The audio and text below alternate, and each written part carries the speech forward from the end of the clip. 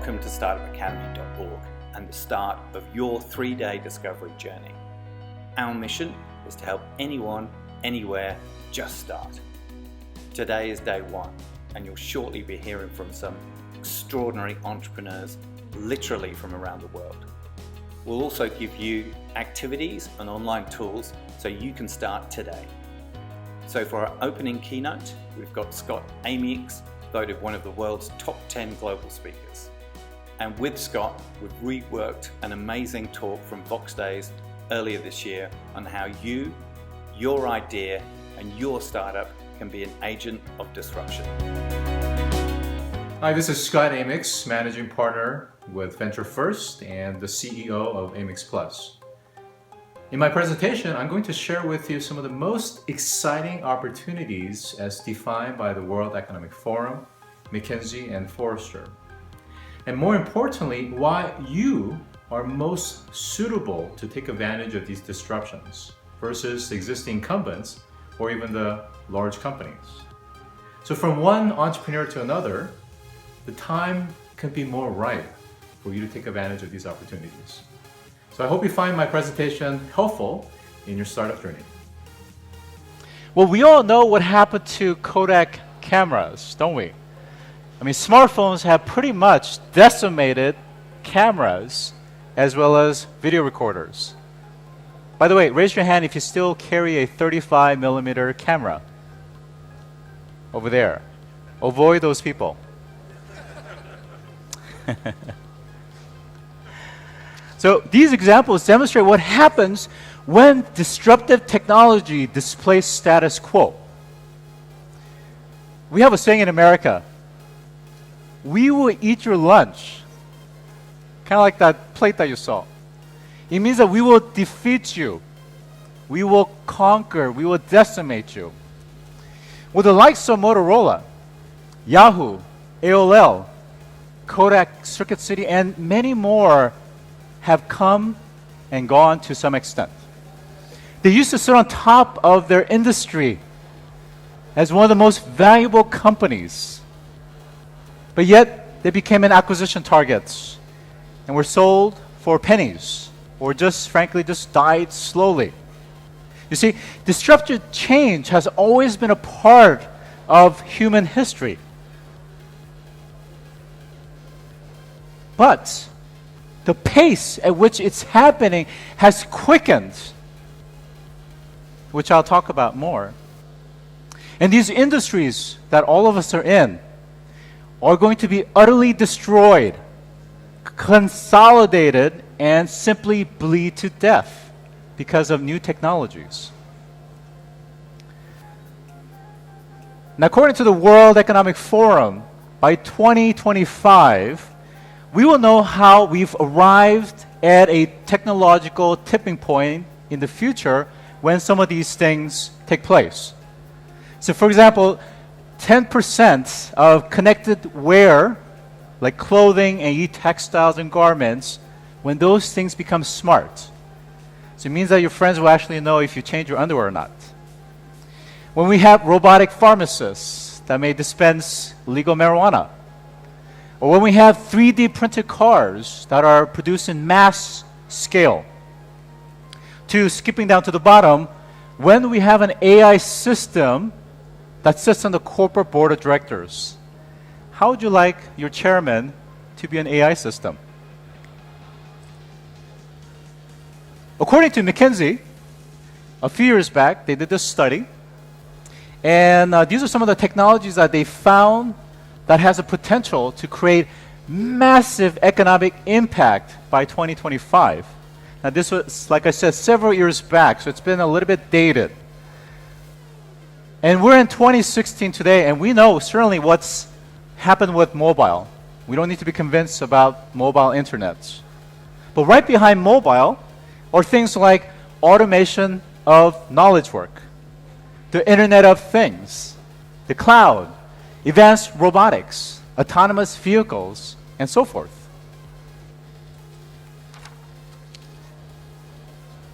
AI and machine learning and big data analytics will handle knowledge-intensive work. And this could be in the field of education, drug discovery, patent research to investments in finance.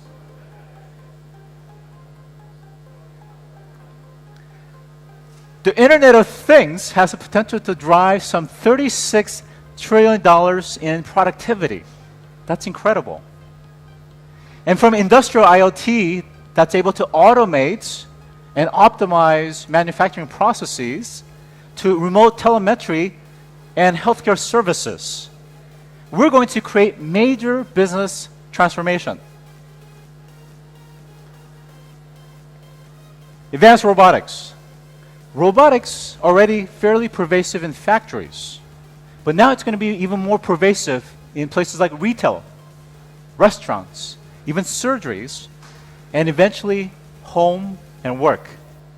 Raise your hand if you've heard about Robot Pepper, for instance. Exactly. And that is being produced on a mass scale that's coming to your home. It has the potential to create $4.5 trillion in economic impact. Driverless car technologies is expected to save some 150,000 lives from fatal accidents. And it has the potential to revolutionize the auto, the trucking, as well as just general public transportation. So, why are AI and robots so disruptive? Well, according to Forrester, AI, robots, and machine learning systems has the potential to displace some net of 7% of US jobs by 2025. That's about 89 million people that's going to be out of work by 2025. Now keep in mind this is a net. There's also new job growth, but this is the net loss. 89 million people. We're talking about office and admin staff, customer service and retail jobs, grocery clerks, to truck and taxi drivers. So all those that are currently employed by Uber and Lyft as independent contractors, in a few years will find themselves out of work again. Because they're going to be severely affected by AI systems, bots, and digital systems, as well as autonomous robots. Now what this chart shows is that no one is immune from displacement. Not knowledge workers, not senior management, not office workers, or sales and marketing. And if you take a look very closely, what's interesting is that though professional jobs is slower to be affected, when it does begin, it will happen at a faster clip. And that also goes for management. So don't be happy when your boss gets fired because you may get fired first. No one is safe from potential job losses. Not admins, not attorneys, not accountants, not professionals, and certainly not IT workers.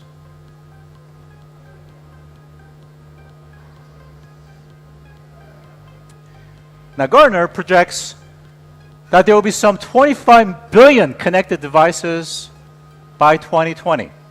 Now, this figure can go as high as 50 to 200 billion, depending on which report you're looking at.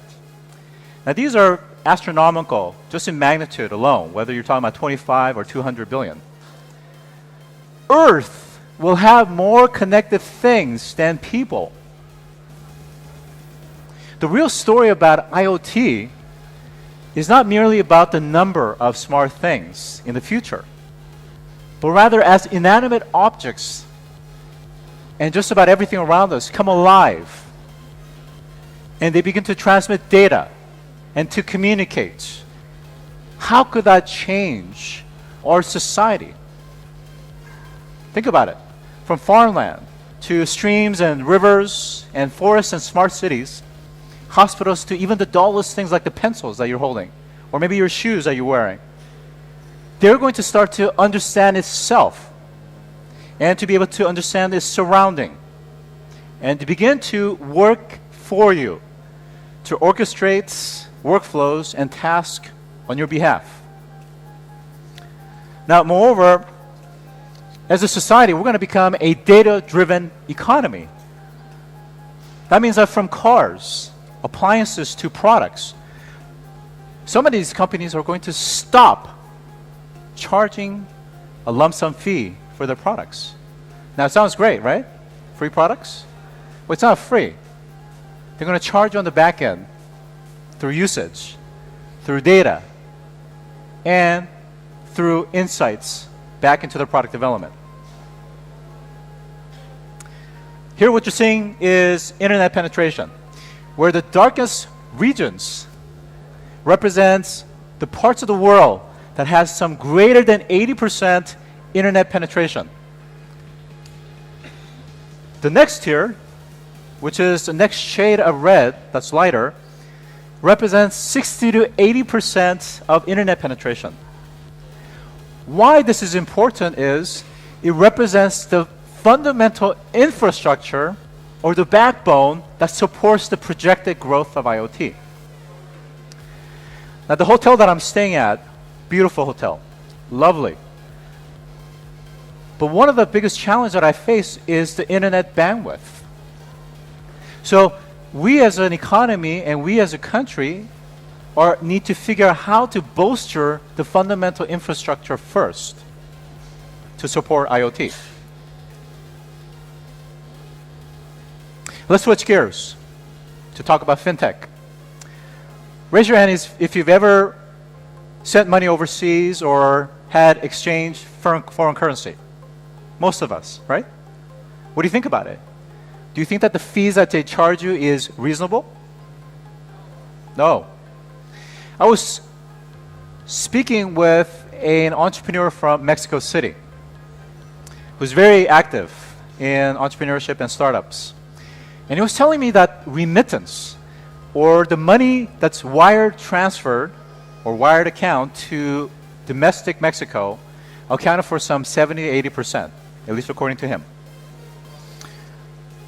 And do you know how they wire this money to Mexico from abroad? Western Union. Thank you, sir. You have to stand in a long line. And here we are in 2016, and people are still waiting in long lines and paying a hefty fee to send money back home. Fintech is ripe for disruption. And fintech startups like these are challenging every aspect of financial services and capital markets. But it's not without a challenge. According to BI Intelligence, fintech startups have the following issues. Regulation. Financial services is one of the most heavily regulated industry aside from healthcare. Navigating this means the difference between thriving startup versus a startup that never takes off. And perhaps one of the biggest challenges is the fact that big companies are reluctant to adopt new technologies. So if you try to partner with them, if you try to sell your services to them, they're going to be resistant. They're going to be slow to change and to adopt. And in many cases, they're afraid of disruption, but don't necessarily do anything about it.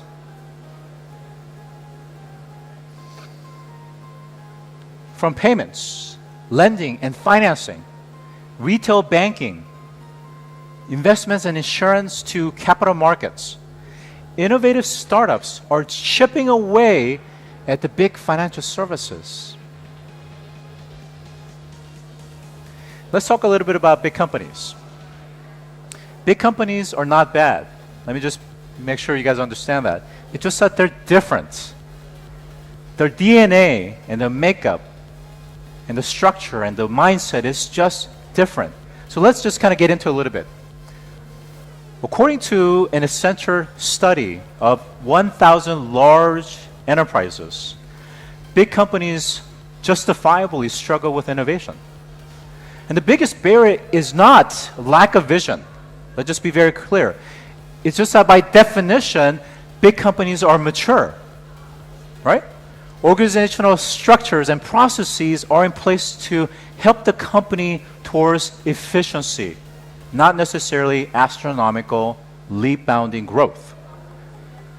And seasoned managers steer their employees away from discovery and new innovation that's large towards engaging in the science of execution and delivery. Employees are taught to embrace efficiencies, leverage existing assets, and to consistently deliver high earnings to Wall Street. But that also minimizes the type and scale of innovation that can be pursued successfully within an organization. No company has ever created transformational growth by doing just a tiny little bit better and a tiny bit cheaper.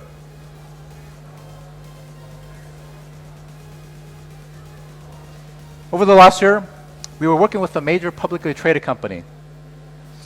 And we finally got to a point where we're just about to kick off the POC for our AI-based data analytics platform called Affectio. Well, we had the support of the business unit president as well as the executive leadership. And the POC was just a trivial $50,000 USD. Trivial from a US perspective anyways. Mostly just to try out our API services and to integrate it into their platform as a test.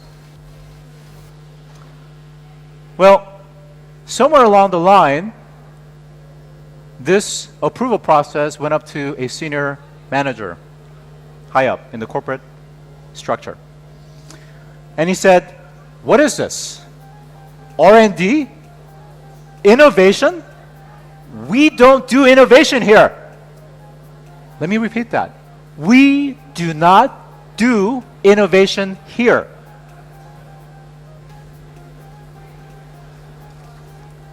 Do you think this is an isolated example?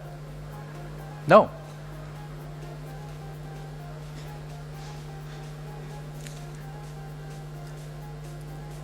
My computer doesn't like me today, but that's okay. I still like you. Now, we know of built-to-last companies like GE, Boeing, IBM. We call them built-to-last because they're no longer managed by the founders. They're a corporate enterprise where they groom executives. And moreover, from time to time, they do a major bet the company, what we call big, hairy, audacious goals. But there are few. Those built-to-last companies are few.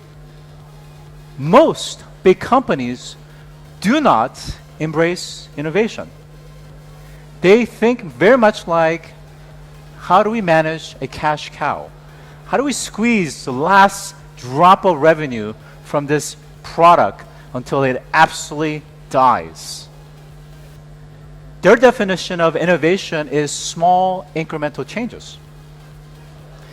Now, the irony of all of this is that many of these companies spend millions of dollars each year working on the projects that enhance, that extend, and update their current environments and infrastructure. In other words, status quo. But in the end, much of these investments are never going to really pay off. And I've seen this over and over again. Especially when they get completely displaced. Meaning that the very products and services that they've been working so hard to maintain become obsolete, gone, irrelevant. And this is what happened to brick and mortar businesses, bookstores and taxi companies, and now financial services. What they worked on day and night, toiling, struggling to climb that corporate ladder, in a split second, all comes tumbling down. The company's stock drops precipitously. Then your colleagues are fired. And then eventually you're fired. the career that you built for years just simply evaporates. Just look at what happened to Yahoo. Who can tell me what Yahoo was worth at the pinnacle of their corporate life? Anybody? 10, 20 times what they sold for. They recently got acquired for pennies. Pennies. They became basically valueless, aside from Alibaba's stake. If you work for Microsoft, if you work for IBM, or Cisco, or Intel, or any of the major multinational companies, you have seen your colleagues in different divisions being laid off. And the truth of the matter is, there's going to continue to be tens of thousands of layoffs in those corporations. Why? People just don't buy as much servers, mainframes, and desktops. Business is changing. Intel, look at Intel. They missed out on mobile. Now they're trying to grasp onto IoT. Citigroup recently did a study on their own around fintech. And what was really surprising was that even Citigroup recognized that a large percentage of their workforce will be laid off without jobs in just a few years. And they're desperate. They're trying everything. They've created an innovation unit that's doing everything from acquiring, investing, developing. They're trying to survive.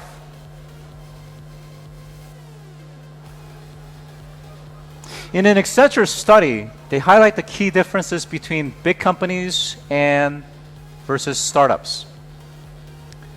For startups, they're driven by fresh, disruptive, innovative ideas, whereas big companies prefer small, incremental, measured changes. Again, nothing wrong with that, just what they are. It's the fundamental DNA. Similarly, the processes are also very different. Startups follow more of a agile Scrum or Google's rapid 5-day prototype to market test approach. Whereas big companies prefer traditional waterfall or gradual process to be able to manage the risk.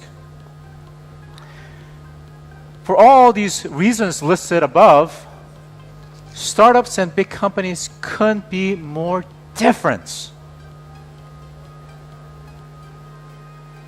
Now, there are companies, big companies, that are trying to innovate. They want to innovate. They recognize that they have to do something, otherwise they will become obsolete. They will lose market share. So they're trying to innovate. But the challenges are some of these that you see up there. They are weighed down by lack of coordination. We've seen it before, right? Where they're trying to coordinate and get buy-in and consensus between stakeholders and functional groups and business units. It's tricky. Their development cycles are long and expensive. Their environment, frankly, can't support rapid development. One of our clients told us a story where they were about to be acquired a couple of years ago by a very large company. And after months and months of due diligence, the big company decided to not acquire them. Why? They thought that they could do better if they developed that technology themselves. Well, let's fast forward a couple of years. What's happened? They have yet to achieve a fraction of what the startup had achieved 2 years ago. And in the meantime, the market has progressed much further. It's more expensive. It takes longer. And by definition, they're risk averse, which means that they avoid bet the farm big bets and ideas because they prefer to minimize risk.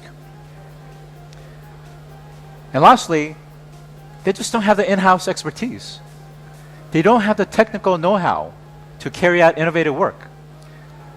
Who on their team have the right composition of AI scientists? Who on their team have the right knowledge of blockchain? Who on their team have the right knowledge of protocols and standards, including customized ones that's coming out of research.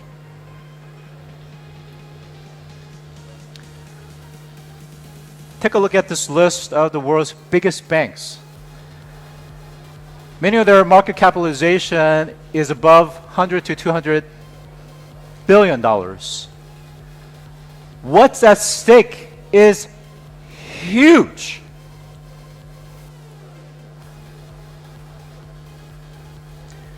All of this points to you, the startups. It's not only a massive opportunity in terms of a land grab, but it's also your responsibility in the ecosystem of innovation, because that's what you guys do best relative to large companies. Your comparative advantage is taking on disruptive technology head on.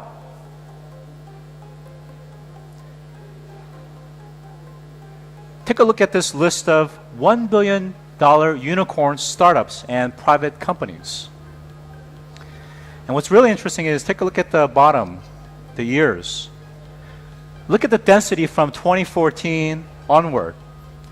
The pace, the speed of innovation has never been faster than before, thanks to open source, platform effects, access to capital, API services. We are creating economic impact faster and faster. Never before are startups well positioned to eat the lunch of big companies in AI, robotics, IoT, fintech, to name just a few. Timing is everything. You are in a unique position to create massively disruptive technologies and to overtake today's incumbents. You may not believe me, but some of you here and watching are going to be the future Google, Apple, Facebook, Uber, Tesla, SpaceX. So let's go. It's time to take off. Thank you.